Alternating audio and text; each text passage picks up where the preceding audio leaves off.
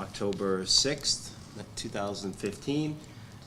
This meeting is being taped, and what we have tonight are two guests from the Mass DEP to share with us an overview of the Mass DEP permitting process for water withdrawal and water use.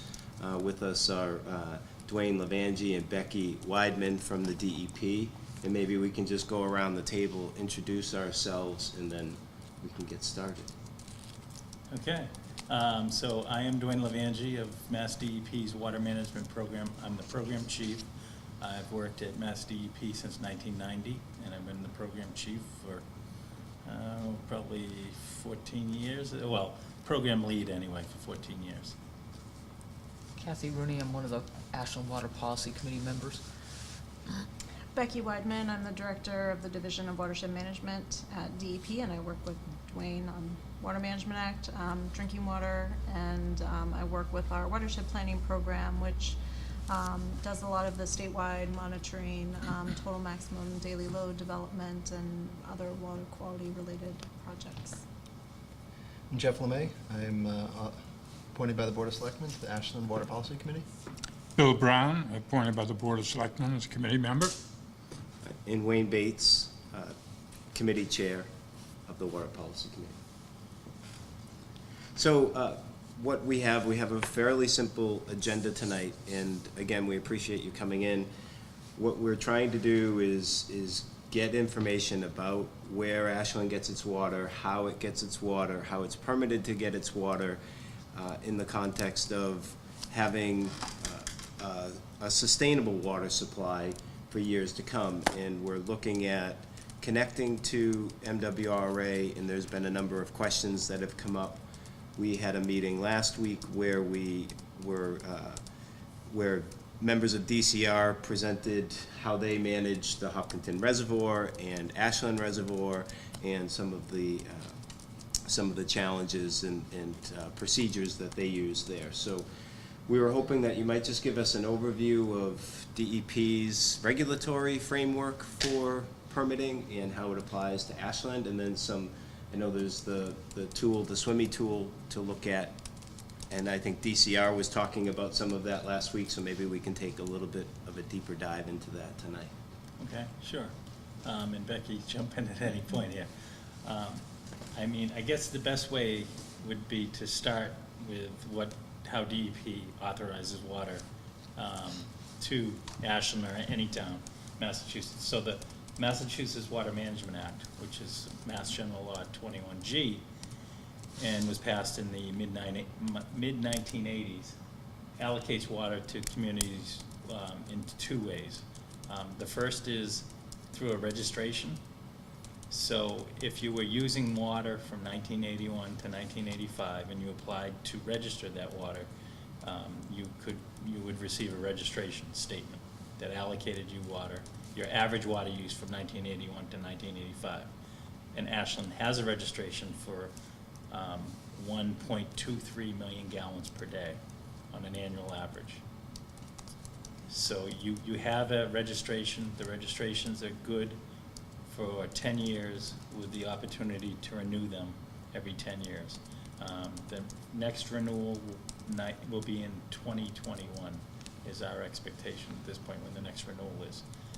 The second way you're allocated water is via a permit. A permit is for someone who either didn't register for whatever reason, they didn't fill out the paperwork and do the process, someone who's added a water point that is over our threshold, a withdrawal point, or somebody's increasing their water use. And the threshold is? And the threshold for being regulated by the program is 100,000 gallons per day. So that encompasses towns such as yourself, includes many golf courses, industrial users, cranberry growers are a big segment of use. So if you're withdrawing 100,000, whether through wells or surface water bodies, you need a registration and or permit to do that. And so you do have a permit. You've had a permit since probably the early 1990s. Permits are allocated or reviewed on a basin scale. So you, Ashland, being in the the Concord River Basin or the Sudbury Assabet Concord Basin have a permit that is scheduled to be renewed. You just filed a renewal application as of August 31st to renew your existing permit. And those permits, unlike the registrations for 10 years, a permit generally are good for 20 years. And those permits are based on a demonstrated demand. So you need to show how much water you're gonna need during that permit cycle, during that permit term. And generally, we work with the Department of Conservation and Recreation. They do demand projections for communities on what they project their water use being.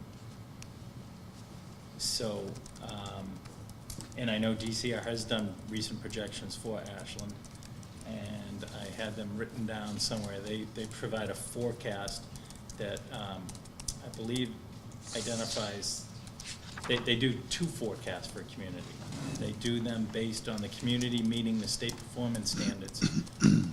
So there's a state standard of community meeting 65 gallons per person per day and 10% or less unaccounted for water.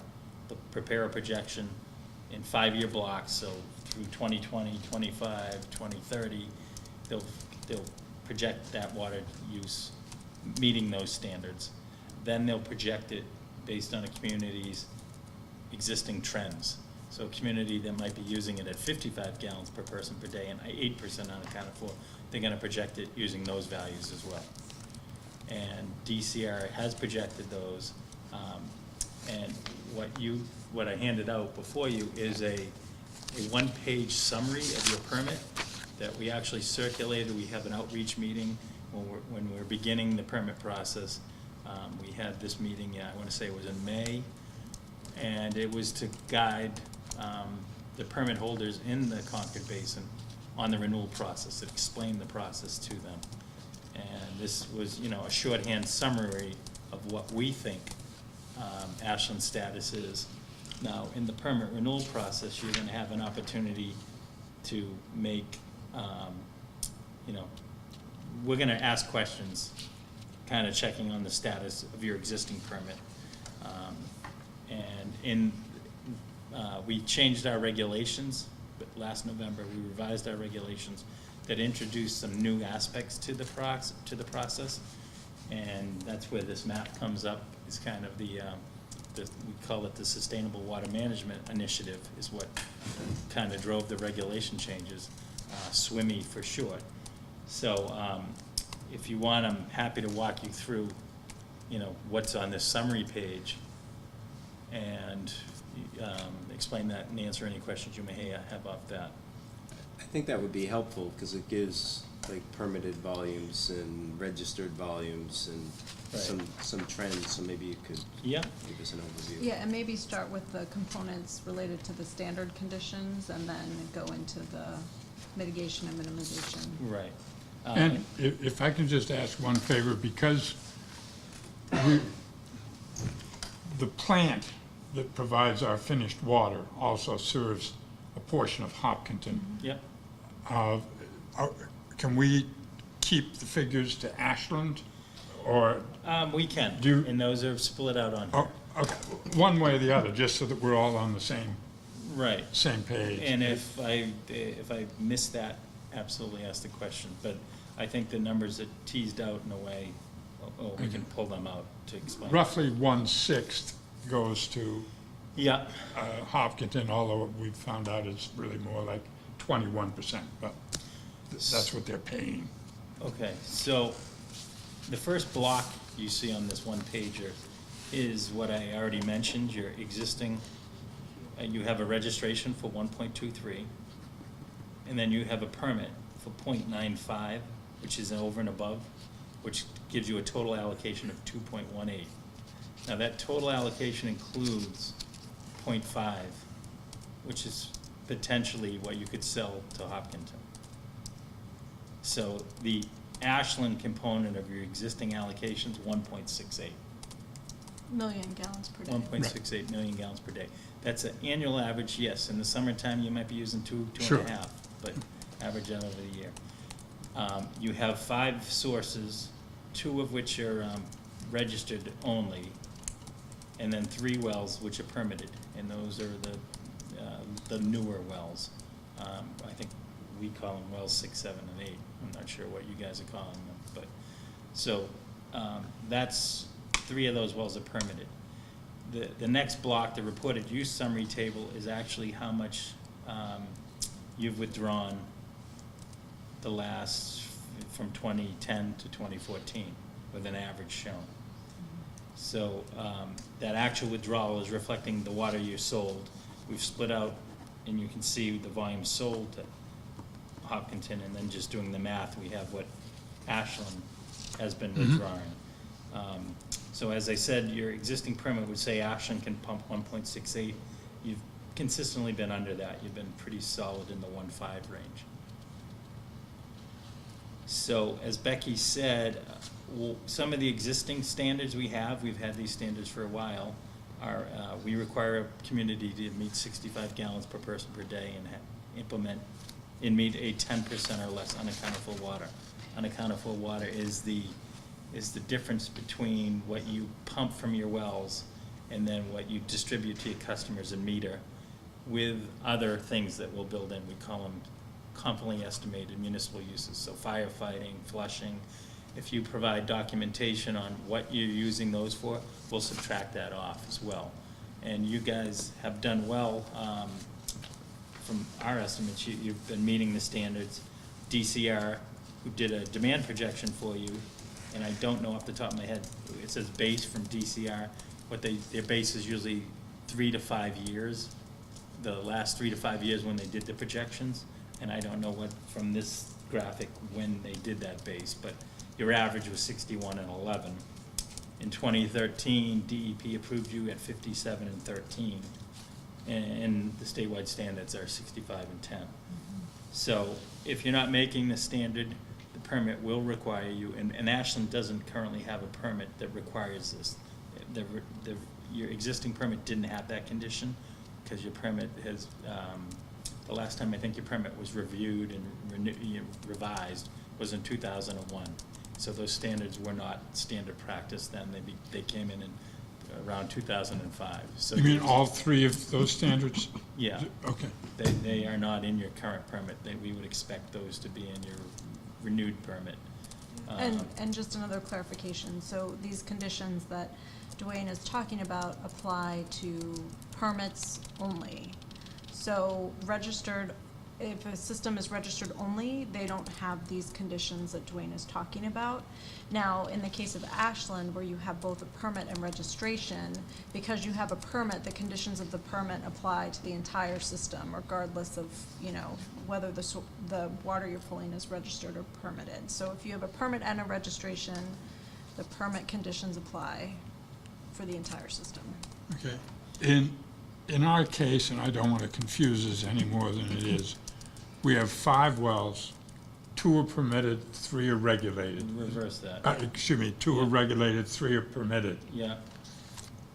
Does somebody actually micromanage as we turn one well on and draw from another well, which well it's? I'm sure they keep a log at the plant. Public water suppliers are required. They've submitted an annual report to us telling us how much they pump from each well, and they give us a monthly total. So, there are certain conditions, and I know DCR has explained to you they have concerns about the impact of pumping on the reservoir. So some permits might have more specifics. In certain permits, we do say, under certain conditions, you have to cut back pumping from this well or that well. And off the top of my head, I don't remember exactly if your permit says that or not. We can get into it if those conditions existed, and I know there are some, at certain elevations, there's some trigger points in your existing permit. But I don't remember specifically us saying, well, 6 has to go on or off versus the other one, but so I apologize, there's just too many permits in my head to remember all the specifics, so. And I have a copy of the permit. If you don't have it, you're welcome to have it at the end of the meeting, if you haven't seen your permit. Well, I've never quite understood, and maybe the public who might be viewing this that won't understand, is you've got 5 wells presumably drawing from the same source, and yet we're treating them differently because Well, 2 were, we're not really, in this case, we're not treating them differently. In the regulatory framework, they're treated the same. We do, track their volumes separately, so, and they do, and we'll get into this, so I'm getting ahead of us a Oh, little okay. bit. But I'm reading your permit. It does say that between June 1st and August 31st of each year, Howe Street wells 7 and 8 may not be used when the reservoir level drops below 295 feet. So it does say that, and that's because we can't apply certain conditions to the registered sources. So, we have some legal limitations on I see. how we can apply conditions to permits versus registrations. So I think that's probably the answer to my question. yeah, I think that is the answer to your Okay. question. So the next table here, well, actually, before I go on, so on the 65 and 10, we have a timeline by which we would expect people to meet those standards. When we get the permit condition, we pretty much tell you got 5 years to get there, to meet the 65 and 10. You create a plan of your choosing to try to get there. In year 3, if you're still not there, we might have some minimum expectations, is what the permit says. And then at year 5, if you still haven't met those conditions, we would probably work with the town and come up with the best practices plan. So you'll do X, Y, and Z, and then we won't worry about the number. We'll just expect you to be doing the right steps to try to get there, or just a good run operational system. We are working on that detail a little bit now, we call it functional equivalence, and what the right mix of best practices are. Right, but you, as you mentioned previously, Ashland is in a good place in terms of when you get a new permit and you have those standard conditions, you're really already meeting those conditions at 57 and 13. Yeah, 13 you're slightly over, but that's not unheard of. And to join MWRA or to get an interbasin transfer, whether it's from them or from somebody else, they require that you meet or have a plan in place to try to meet those conditions. So regardless of whether They is the Water Resource Commission. The Water Resource Commission will approve, they'll need to approve any interbasin transfers in the state. It's a separate body. They do an interbasin transfer approval, and one of the requirements of that is you have a plan to meet these performance standards. So even if you weren't talking to us, you would still have that as a required element of any interbasin transfer. So the next block is, I talked about DCR's role, or part of their role in this process is their water needs forecast summary. So the first set of numbers are what the 65 and 10 scenarios would look like. So in 2021, DCR projects the Ashland need alone, not including Hopkinton, at 1.77. What we are hoping to do is issue you a permit through 2031. That's the schedule the permits were originally on. We had a legislative permit extension act a few years ago. We're trying to put them back on the same schedule. So instead of going out to 2035 or 2036, we're putting them back to 2031. And that's somewhat a need on our part to get space work out a little bit as well. DCR also puts a buffer, so you'll see a 5% buffer. Because these projections are out some distance, they put a little safety factor in there, so that safety factor is 100,000 gallons per day. It just so happens that's also our threshold, but 5% of 1.92, they round up to 100,000. So they're projecting with that buffer that Ashland's need will be 2,020,000 gallons per day in the year 2031. So, just a question on the flows. So these flows are daily averages in million gallons per day. Is there any type of seasonal peak that's permitted, or? Well, that could be a condition that we would work on in the permit process. Yeah, there are limits max daily limits, and I noticed reading it, the permit, there's a treatment plant limit of 5.9 million before you would have to get another interbasin transfer, or you'd have to get an interbasin transfer approval. They look at capacities, the DCR and the Water Resources Commission, so I saw that as a limit. I see daily limits in our permits, we put max daily limits on wells. So the Howe Street well has a maximum daily limit of 860,000 gallons per day. And then the Howe Street wells, 7 and 8, have limits of 2.16 million gallons per day. So yeah, there are max daily limits versus average daily limits. And are the max daily limits based on capacity, basically?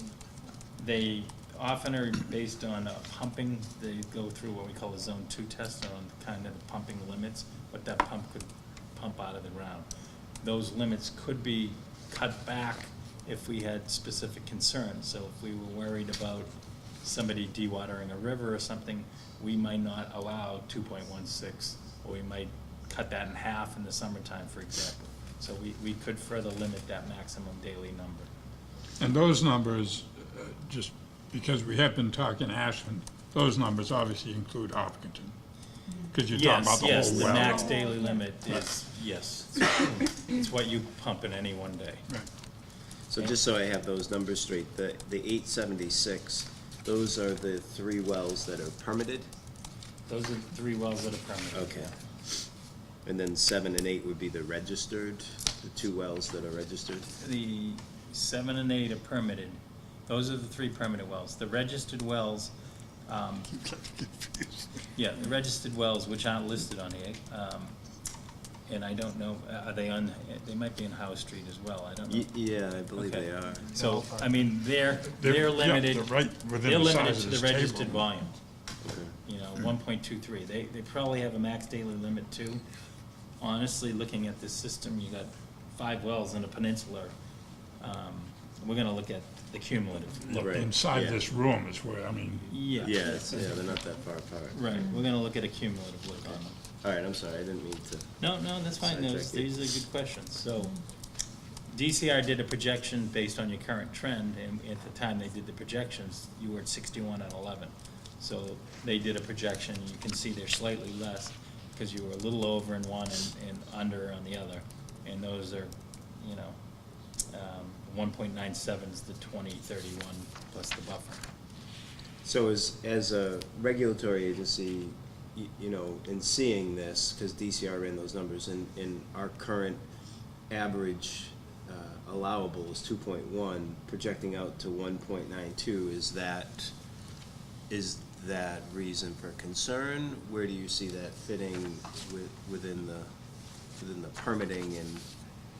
It's not a concern. DCR is not looking, in this case, at this issue.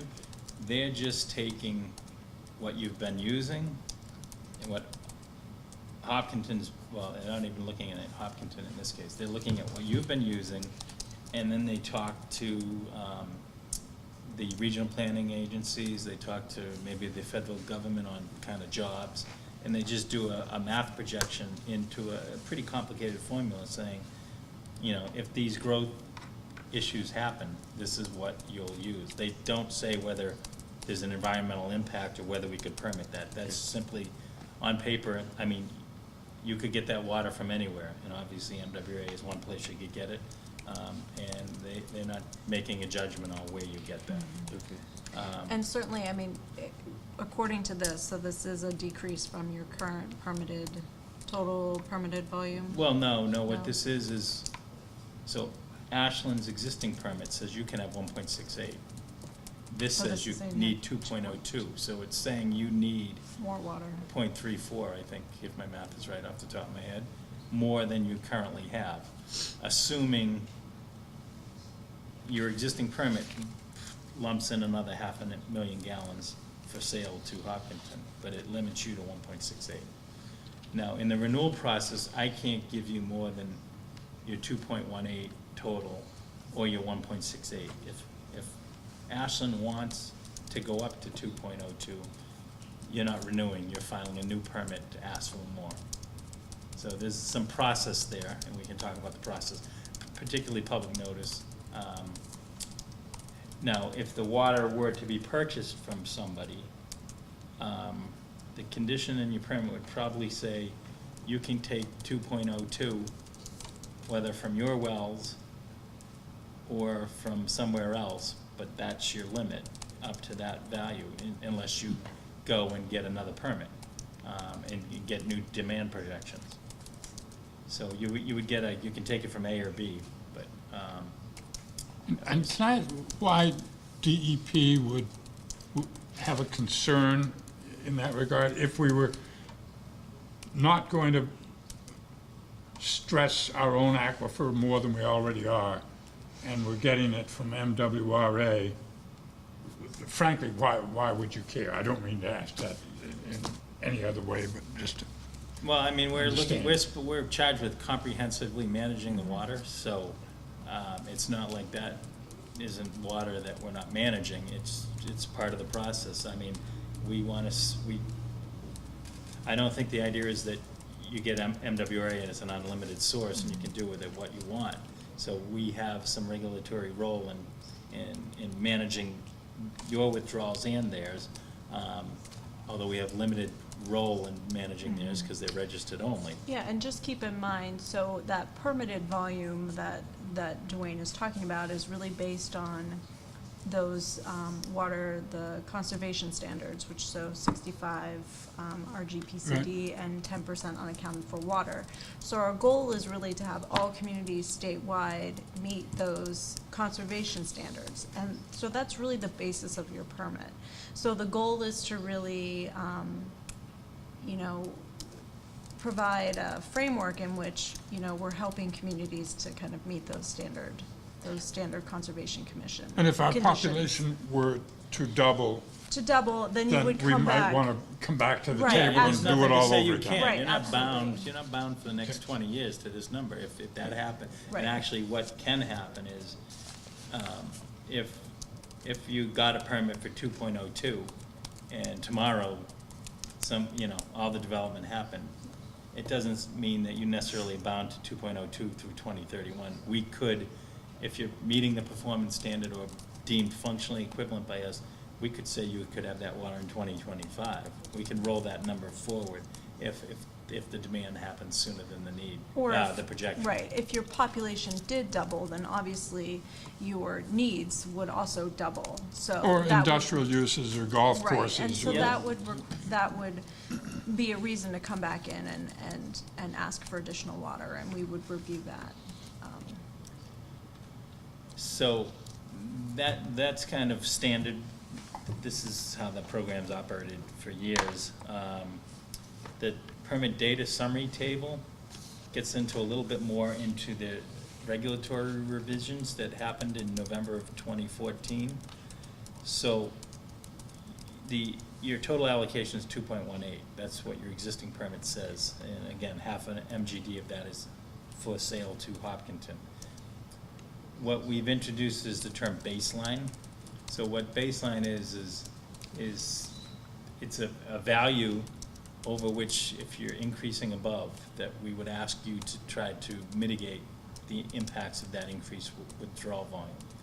So baseline, the period that was used to choose baseline was based on water use from 2003 to 2005. It could be either the average of those 3 years or 2005, the higher of those two values, provided that value was in compliance. So your baseline is your authorized volume in 2005. According to our records, Ashland was using up to 2.18 in 2005. So that is your baseline. So if you were pumping from your own permit, your own sources, and you're not looking for more from your own, you don't have to mitigate. So if anything above 2.18 is purchased, we're not saying that you need to mitigate that. And so, yeah, and so the goal of mitigation is really to recharge, you know, the basin, to put water back into the ground. And so mitigation projects could include things like stormwater recharge basins, or you know, improving inflow and infiltration in the collection system, or surface water releases, which I'm not sure is an option here.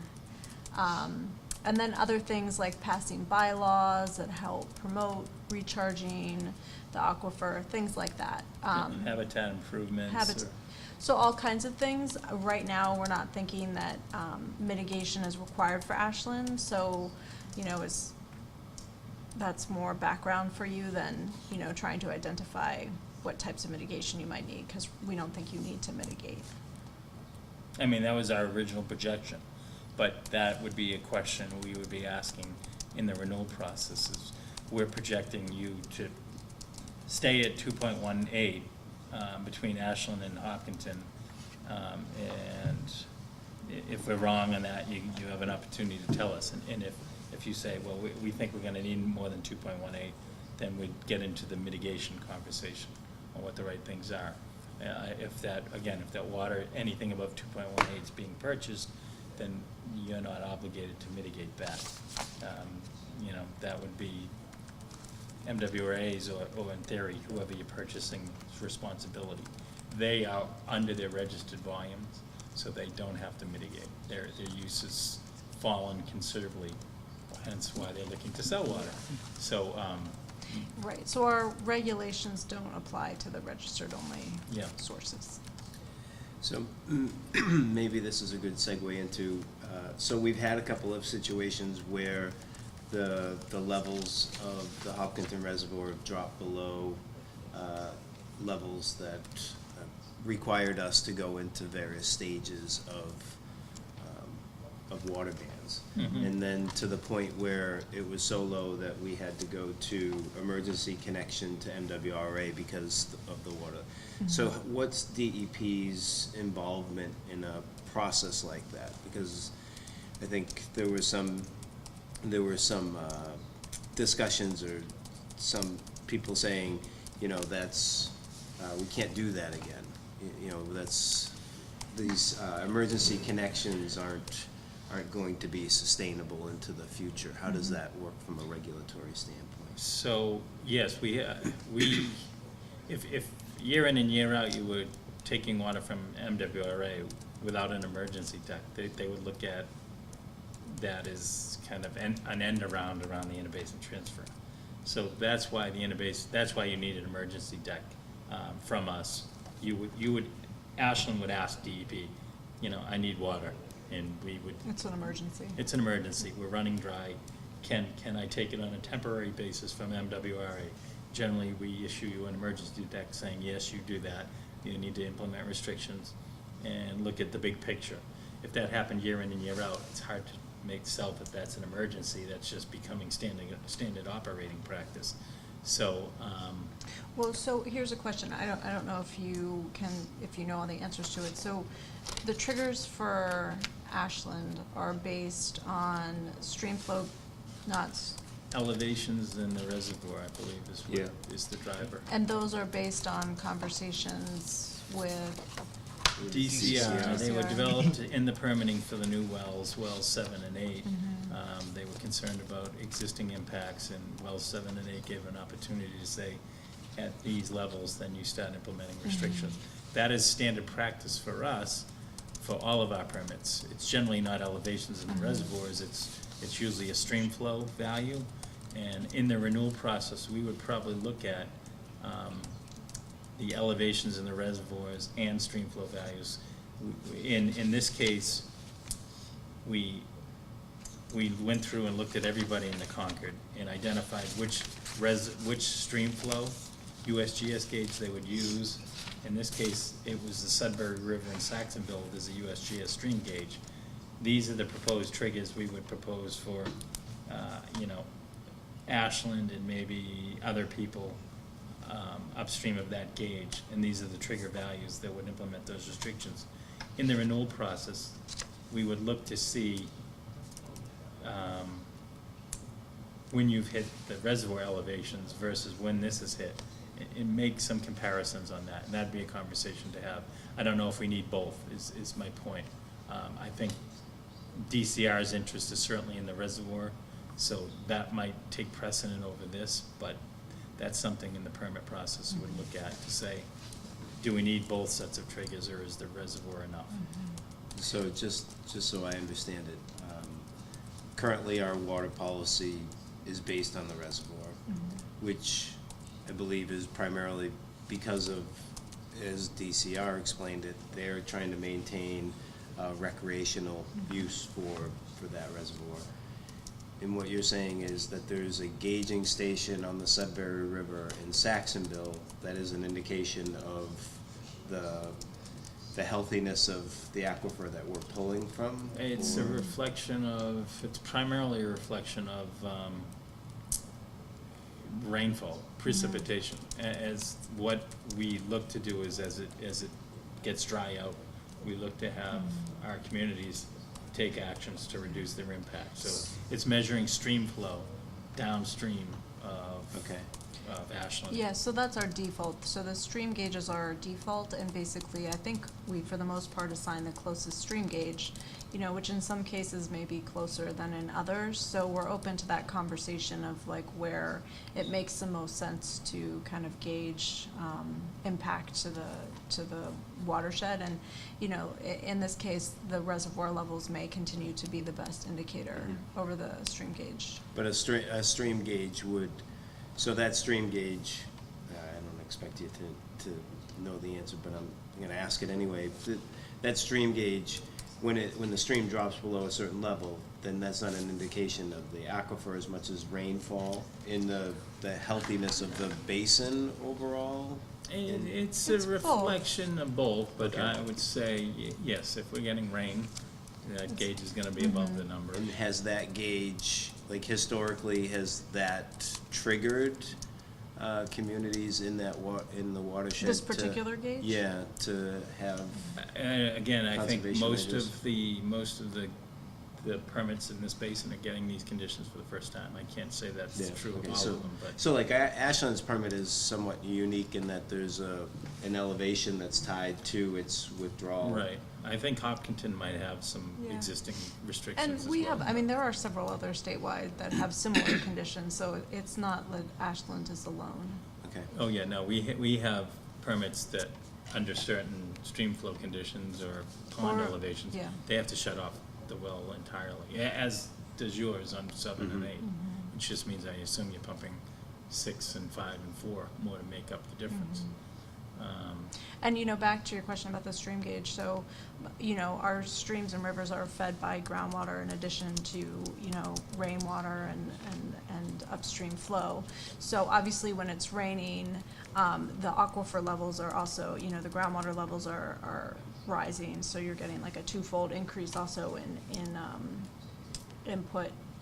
Both you're getting additional groundwater input potentially into the river, and also you're getting the overland flow into the river. So it does also account for groundwater levels, but again, like, we're definitely looking for what gauge makes the most sense for specific communities, so. I mean, yes, if you're right next to that reservoir, that would seem an obvious point that Right, we want to yeah, use as a trigger. that's much closer Yeah. than Saxonville. Yeah. Right. I also hadn't realized till our meeting with DCR, the proximate relationship of those wells to the actual reservoir. That, sometimes you can drill an artesian well next to a lake and the two have nothing to do with each other. This appears that we're going right into a gravel base or through a gravel base, and for all intents and purposes, it's the same as putting a pipe right into the reservoir. I mean, is that a fair, Well, that's maybe it's quite possibly. I don't oversimplification? know the hydrogeologic conditions, but The wells are DCR probably definitely- does better than that. The wells are definitely impacting the Yeah. water levels in the. But I mean, the if you reservoir. suck on that straw, you can Yeah. watch the Yep, reservoir go down. absolutely. One interesting thing I found is, other than the 195.85 base level they need to maintain, I asked about why is that important in the winter? And he said, well, actually, in the winter, we're supposed to get down to 192, 3 feet lower for I suppose, anticipated runoff from melting snows and torrential spring rains Right. or something. Couldn't that force our wells into drawing sand? No. He said that they don't do it, by the way, but that's Who in said his that? regs. The DCR, I think for dam management, I think they were saying that they typically would lower it lower than they do for winter, for ice, for rain, for snow melt, Yeah. you know.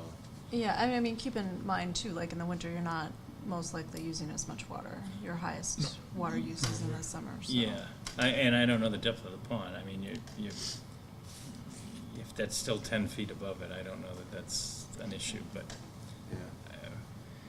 I was, you know, keeping on to the agenda here, I was wondering if maybe you could give us a little demonstration of the SWIMMY interactive model, and I don't know if the cameras can pick it up a little bit more closely or not, but guys, do you think you would be able to focus on the screen? Is that possible? okay, so what we have up here is our SWIMMY interactive map.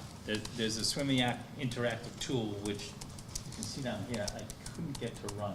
And so should we just back up? So SWIMMY, the Sustainable Water Management Initiative. So that was an initiative pre the update to our Water Management Act regulations, which Dwayne mentioned we updated last year. And so that SWIMMY is short for Sustainable Water Management Initiative. And so that's really the science and the policy that we use to revise our regulations. So this is kind of the basis for how we developed our new regulations, what he's showing you. So the purpose was, SWIMMY was to kind of look at, revisit how we allocate water, and take certain things into consideration. So this is the interactive map. It is an interactive tool which shows you the math behind the map, which is important. Unfortunately, I can't get that to work right now.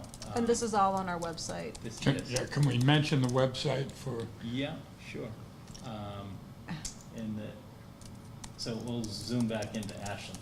So you have the ability to call up all sorts of layers here.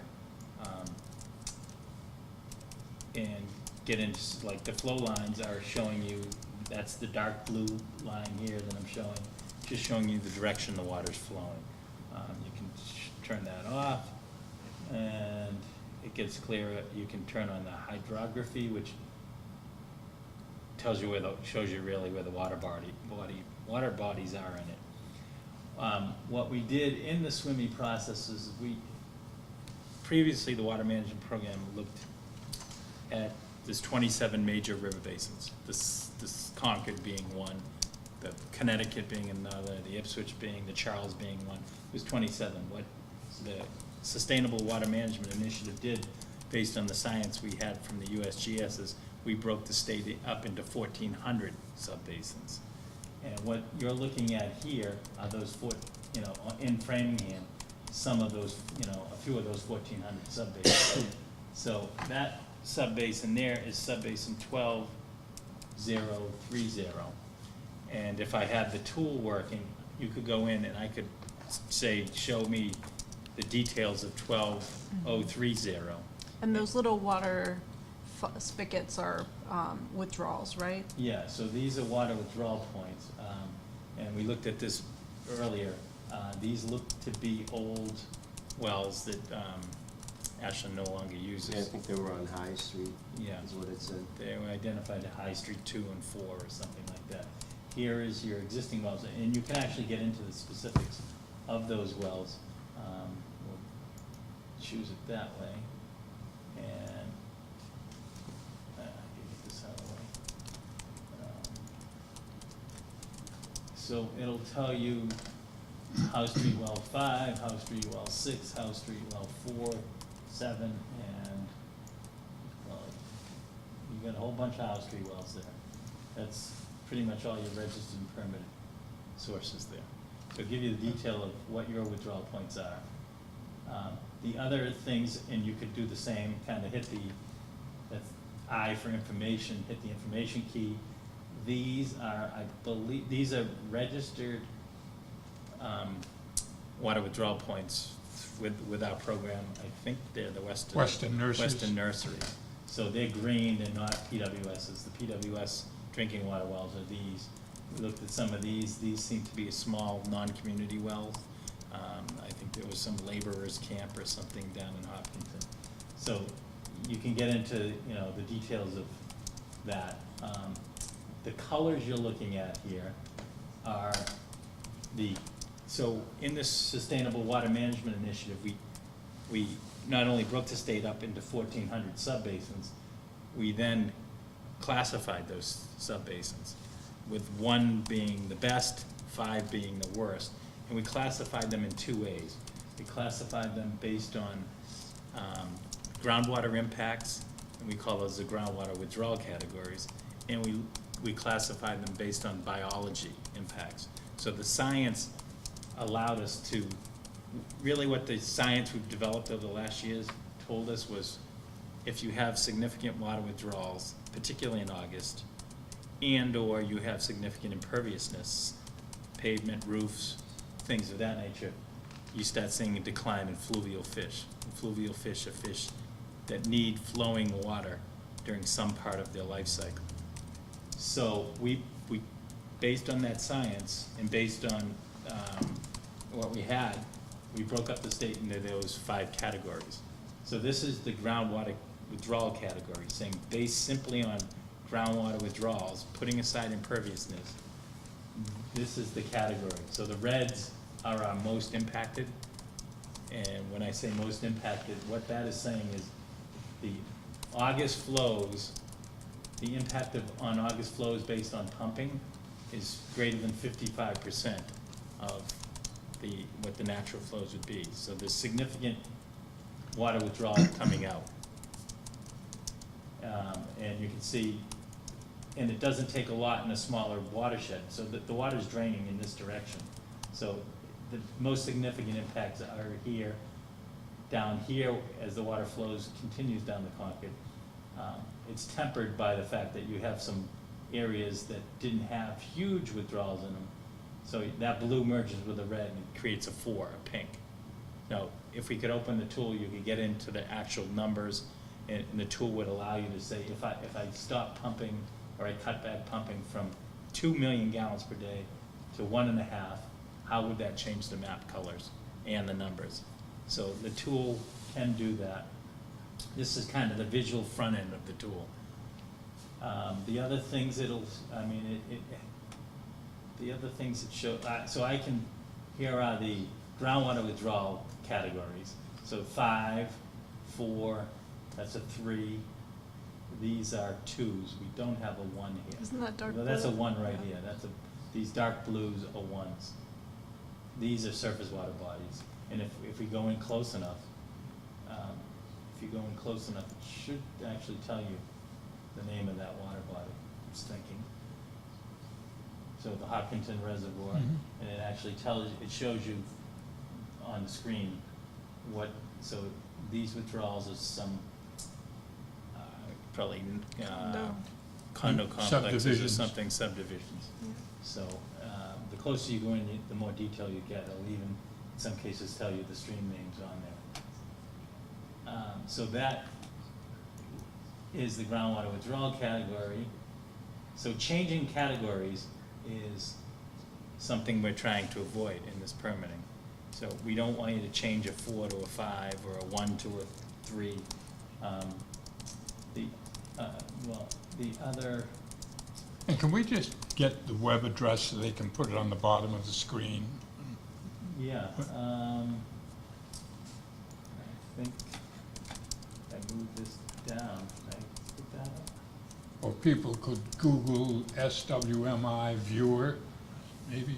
Yeah, if you Or, typed in the Sustainable Water Management Initiative, you're gonna get to this page, and I suspect that's probably how you found it. That's how I found it, just SWMI Mass DEP, and it Yeah. brings you right to, it's your first hit is this tool.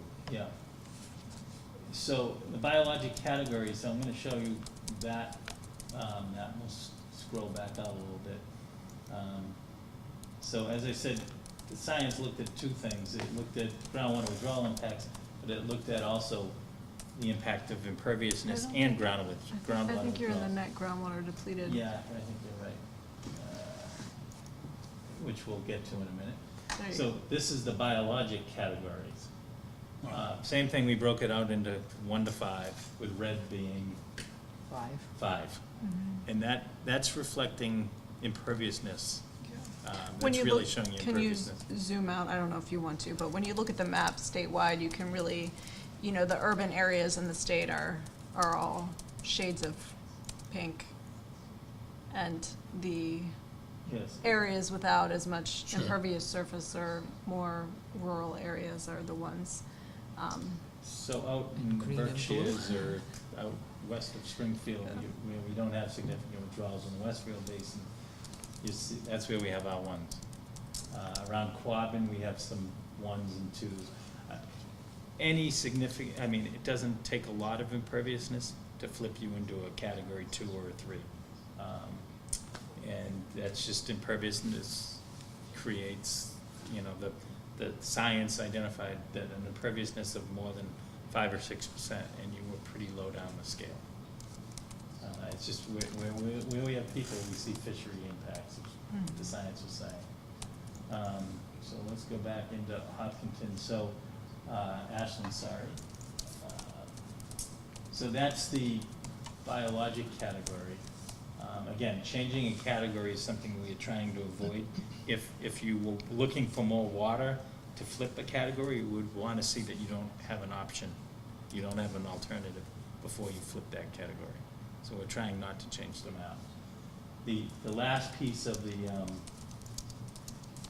thing is what I was showing before is the groundwater withdrawal categories tells you how much is coming out. It doesn't tell you what you do with the water. So what we built into this was if you're taking a lot out, but you're putting it back, then what we call minimization is driven by what you're doing with the water. So if you're in a subbasin that has a significant amount coming out and not as much going back, you're in a minimization category, which means you're gonna have to do some more conservation. And primarily, the way you would put water back in the basin would be through septic systems or a groundwater discharge of some sort. So if you're a sewered system, you're probably, unless you have a ground, I mean, you're MWRA, no? Yes, Yeah, yes, you're through MWRA, Framingham. Right. So you're not So- putting that water, Right. you're not putting the wastewater back into the, Not into. entirely, Well, not entirely. Two-thirds of our water customers are sewer, Seward, yeah. roughly. Okay, so the other. So the other are third is septic. So So- you can see on this, Roughly. on this one pager, you're in subbasin 1229. That's this subbasin next to the reservoir. And what your percent August net groundwater depletion, so the comparison of what you're taking out to what you're putting back, 235% more is coming out of your wells than what the natural flows would be in that watershed. So if you're over 25%, you're in the minimization category. You're well over the minimization requirement. Tenfold. Yeah. So what that means is you'd have to primarily do additional conservation. I don't know what happens, what kind of restrictions do you go to when you hit that elevation in the reservoir? I mean, is it no watering at all? It all has to do, and this has been something I've been trying to work on for a few years. It all has to do with outside, so-called non-essential Non-essential. watering.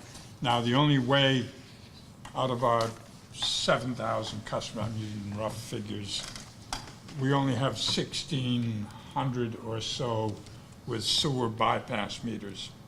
So it's a visual policing of people not watering their lawns other than specified times. And that's about it. We aren't able to tell people to take shorter showers or? No, and we But- we don't, But we we're not might be able suggesting to that. if we made our rates, encourage that through our rates. It would be I think, worth looking into if we could get some conservation that's through the carrot approach instead of the stick approach. And we would certainly encourage that. I mean, what we would require is when you trip the threshold, and again, we talked about the threshold, whether it's the reservoir or the stream flow. But, we require systems who are in the minimization category to go to 2 days a week of no more than 2 days a week of watering. And that doesn't mean everybody in town is getting those same 2 days. That's up to the town to decide. You know, maybe even numbered houses get Saturday and Tuesday and, you know, to spread out so you're not, you know, overrunning the system. That's the standard condition for a minimization, is you get 2 days a week outside the hours of 9 to 5. Yeah, and that's pretty much what our restrictions require. Yeah, so that's not a And big our change. base is year-round, not just the summer months. Okay. Yeah, I mean, so that's not a big change. For some systems who don't have any of these It's a permanent big conditions, change. that is a big change. I mean, some people are used to watering 7 days a week whenever they want. So what's the, outside of the hours of 9 to 5, what does that have to do with it? So we say you can water 2 days a week outside the hours of night. We don't want people watering at noon. Irrigation systems, that's not the most efficient use of the water, but most of it's gonna evaporate or evapotranspire quicker. We do 7 Do PM it in to the 7 morning AM. or Right. doing it So- at night. Same. I was gonna That- wait till that- later. I have a few questions that are related to this topic. I was gonna wait, but it's pertinent right now, Yeah. so I'll ask them. What are your stances on residential irrigation systems, like underground irrigation systems? Because right now, our water policy specifically bans permitting for any new systems. But I've heard you guys talk about mitigation techniques to get groundwater levels back up. I would think that outdoor watering is one of those things. If you're watering on your grass versus, you know, rainfall hitting the pavement, right? That's an impervious barrier versus your lawn, which, you know, would recharge So the are you aquifers. suggesting that the watering that they do is gonna get it into the aquifer? I'm suggesting that it's better than using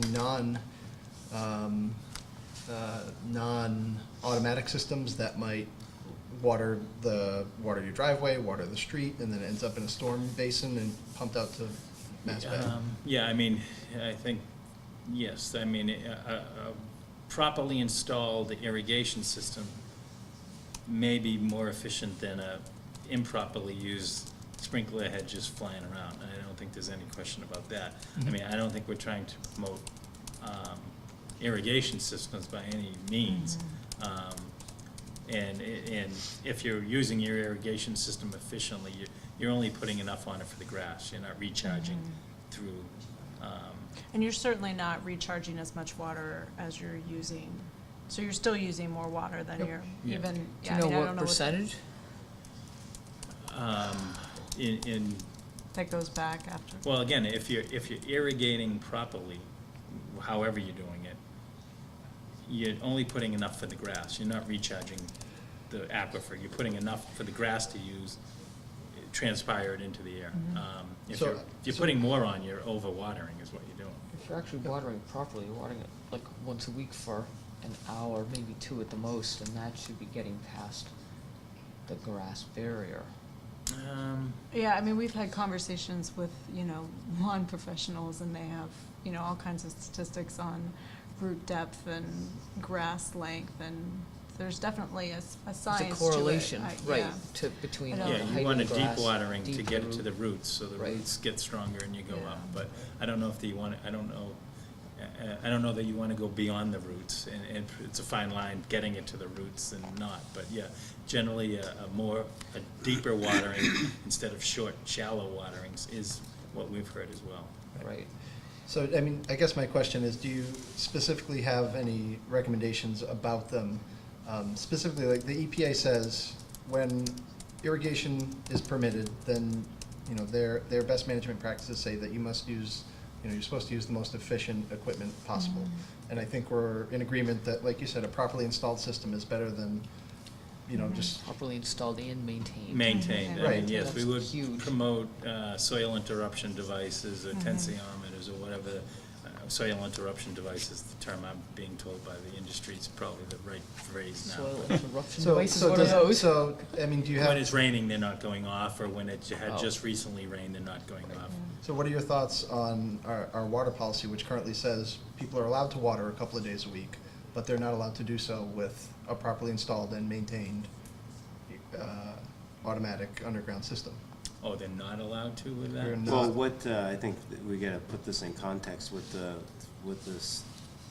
Sustainability Committee recommended to the Water Commissioners or the Board of Selectmen is to, until we're able to get a clear understanding on our water sources and sustainability of our water sources, that we were going to ban the installation of new irrigation systems. It was actually a So- town meeting vote. Yes, right, so So- that was put on a warrant, as a warrant article to temporarily put a halt to the installation of irrigation systems until we couldn't, because we had 2 emergency connections to the MWRA, and here we are still allowing people to install irrigation systems. It was, that's part of the reason why we're here. We want to better understand the regulatory framework, our water supply, and, so that's where we stand now. Yeah. I mean, certainly restricting outdoor water use can have a significant impact on your demand. So, at this point, we kind of leave it up to the community. I mean, we do have restrictions in terms of when you can water and how often based on various triggers, but we leave it up to the community, to figure out how to actually implement those restrictions. The problem with irrigation systems is obviously the maintenance and the ensuring that they're properly functioning. And certainly I live, in a neighborhood where all the irrigation systems around me are on in the middle of rainstorms, and they're raining the sidewalks and not the streets. Right. So, that's something that is difficult to work with your homeowners to, ensure that they're properly functioning. But again, in terms of DEP, we currently don't have any regulations regarding irrigation systems. At some point in the future, we'll be working on some regulations regarding the interruption devices and requirements, but. Well, on that point, and that was the second phase of our bylaw updates, was in a following town meeting, we approved the requirement of irrigation systems to have a dedicated meter. They have to have a dedicated backflow prevention device, also a timer, programmable timer, and an interruption device. So a rain gauge is Okay. required. So that's gonna be, in July of next year, that becomes a requirement for all irrigation systems. And that was kind of our phased approach to irrigation systems, to kind of get everybody on the same page so that they are most efficient and we aren't watering when it's raining out, and everybody has a separate dedicated meter. Is the price more for the second dedicated meter? Unfortunately, yes. And, Well, I and mean- Yes and no. I mean, if you're Or a you're sewer excluding customer. it from a wastewater cost too, Yeah, right? that's that was the original premise of people having a second meter. So we have irrigation systems on homes that have town water but have private septic that don't have a separate meter. So you're not able, and there's some differences of opinions as to how we should charge for water, which are still, remain to be addressed. But, the premise was that everybody that has an irrigation system should have a meter, not to save money on sewer, but to represent what they're using for irrigation. And how often do you read and bill? quarterly. Quarterly billing, okay. And there's currently, At the same rate year-round. Yep. We don't change rates yet. and there's a meter upgrade program in place that, Yeah, and so the Water Resources Commission puts out a water conservation Standards. And these are all things that we've been discussing or are already included in their standards, or will likely be included when they're revised. So, I mean, those are all good practices that we would certainly recommend. I mean, we don't dictate Where per can you se. find those? Yeah. The state conservation standards, they're on, if you went on, You can probably Google those too, yeah, I'm sure you can. Massachusetts State Water Conservation. Mass State Conservation Standards, it's probably on DCR's website or the Water The Resources Water Commission. Resources Commission. Okay, so how much water does, creating less impervious surface put back into an Creating- aquifer? So let's say that, so down in the Chesapeake Bay, which is what I'm really familiar with, and I know they're starting something out in Milford and Franklin and Bellingham, they created, rules. If you add impervious surface, roof, sidewalks, driveways, then you have to have something that holds water Yep, and doesn't send it down into basically into the Chesapeake. In our case, it's Massachusetts Bay. yep. We have to treat all that water that goes out there, so I'm kind of the opinion that we should be keeping all that water in town as much as possible and letting it soak back through and get filtered out into the aquifer. And I'm just curious, I mean, obviously it's based on how much pervious and impervious surface you have, but what's a rough percentage that might put back into the town? So Becky talked about, so we have mitigation requirements. If you want more, you need to mitigate. There's two ways we can give you credit on stormwater. One is a bylaw. That might tell you that, if you add impervious surface, you have to, disconnect. Yeah, you gotta recharge it. For your new development, you gotta recharge it into the ground, so you're not running it off. Rather than going into the Then stormwater system. Then we have a direct credit. So let's say you have 3 acres of parking lot that now is drained directly into a catch basin and then directly into a stream. If you put stormwater, properly sized stormwater structures and get that into the ground, we can calculate a volume that we would give you credits. So if you need to go over your baseline, we can get a gallon per day kind of credit for that. And we're working out the specific. Off the We top of don't my have- head, I don't have yeah. a percentage. And we don't have kind of there's no standard number that applies across the state. There are some,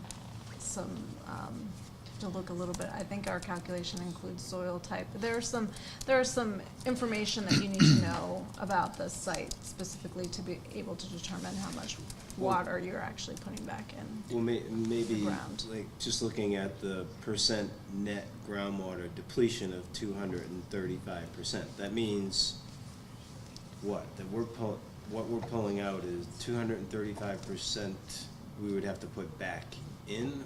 How do we? No, I mean, know? it's not, What's the- that's not an expectation level. It's, Yeah. if you needed to go over 2.18, so you needed to go to 2.38.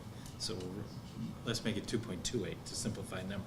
You needed 100,000 gallons per day more. Yeah. We would look for you to try to mitigate that additional 100,000 gallons per day increase.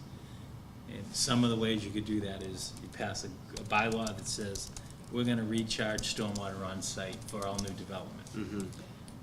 So we'll review your bylaw and say, oh, you're kinda going over and above the requirements, we can give you a credit. And we're working up guidance on what those credits would be.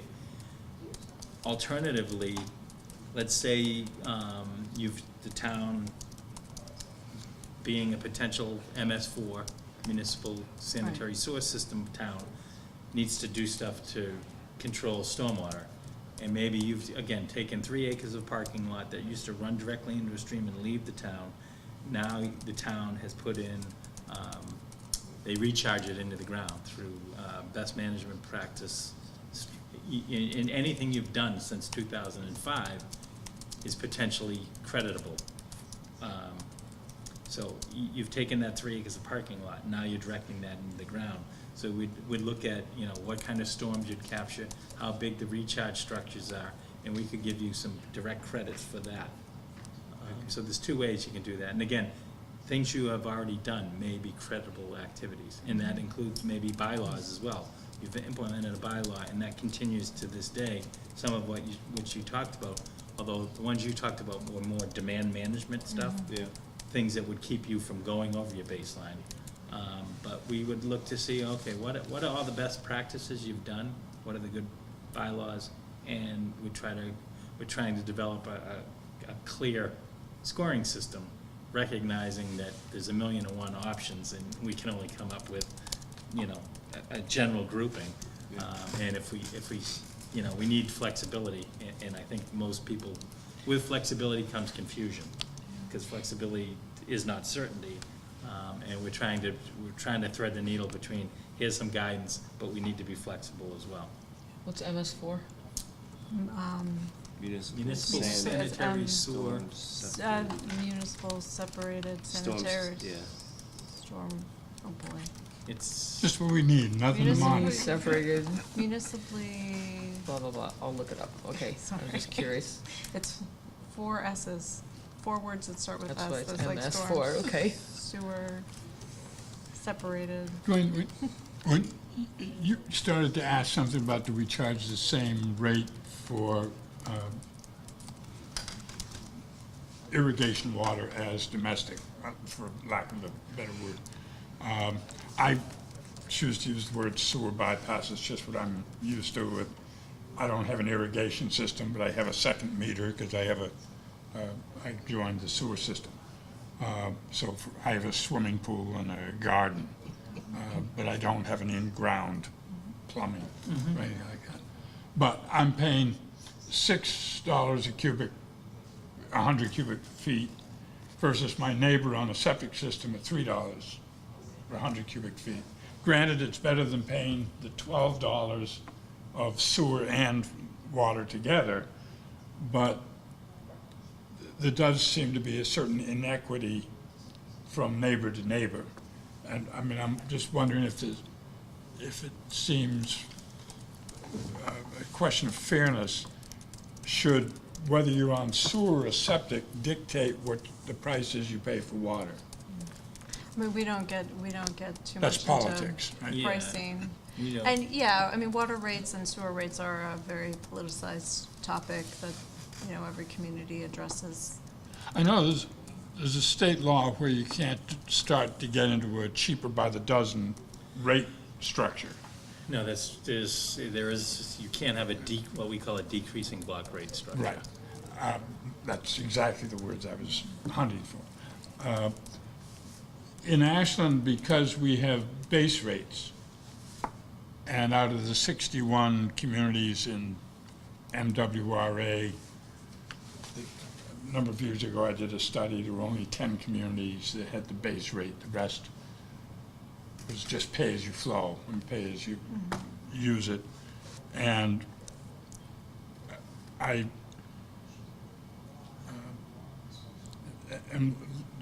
do you have a policy or a recommendation for a community one way or the other on? Well, the state Because it standard. essentially makes the effective rate of what you're paying per gallon go up. It becomes cheaper by the dozen slightly, not, Yeah, I mean, on that level of. Yeah, the water conservation standards have a pricing chapter. I don't know specifically what the recommendations are in the current version of the standards. They have been working with stakeholders to revise the standards and looking at pricing. I mean, certainly from our perspective, what we would recommend, if you were looking for recommendations from us, we're obviously recommending full cost pricing, so you're able to cover the cost of your treatment, both water and sewer. And then rates that would promote conservation. Those are our That's- recommendations, but again, they're What I'm recommendations. trying to drive at is if we,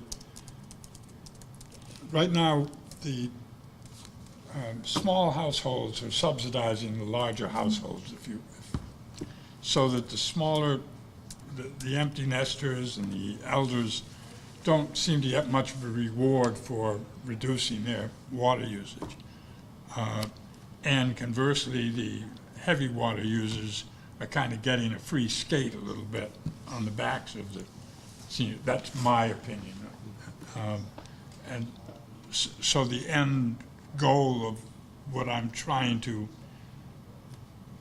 get before the committee, just for us to look at, is a system whereby we reward conservation by making it, you know, you use a gallon, you pay for the gallon. And that's one of our 4 charges that this committee's set out to. It may not And work. there are lots of models out there, certainly. I mean, there's some discussion in the state water conservation standards. The American Water Works Association would have a lot of materials on pricing and recommendations for, you know, how to kind of address full cost pricing and rates that promote conservation. So those are, I would definitely look at the American Water Works Association. Okay, I was on there once. I found more that they were looking to make sure that their enterprise was break even or better. Well, that's the full cost pricing piece. And I didn't really see conservation come into play much. Well, in the essence of time, and I'm sensitive to your time, I'm sure it's getting to be a long day for you, so maybe we can go around the table and, you know, if people have some last questions that they wanna. One more question. Sure. So, the other big thing that I think would help tremendously in terms of keeping water in Ashland is the ability for people to set up gray water. So, where are we in this state with promoting gray water? Because, I mean, I work all over the eastern Mass, and there's water bans everywhere, so it's not like we're unique. Can you define for the recording what you mean by gray water? Oh, gray water is reusing kitchen sink water, bath water, things like that for outside irrigation, basically. So we are doing some work. I did not come prepared to answer that question. Okay, that's fine. We could certainly send you some material. I mean, in terms of who has a role in that, so DEP does have a role in that. Also, plumbing board has a role in kind of regulating the gray water component. So I can send you some materials. And obviously the Board of Health. The Board of Health, I mean, Or that's really public health. related, yeah, to plumbing, and I don't know a lot about the plumbing code, and building code. So, are we thinking about promoting it in the state and, you know, moving off of we can't possibly do that, which is what they said to me in one town? I think we're interested in continuing to pursue that as an option. We have one golf course that reuses the reclaimed water, and they're using it to spray irrigate the course.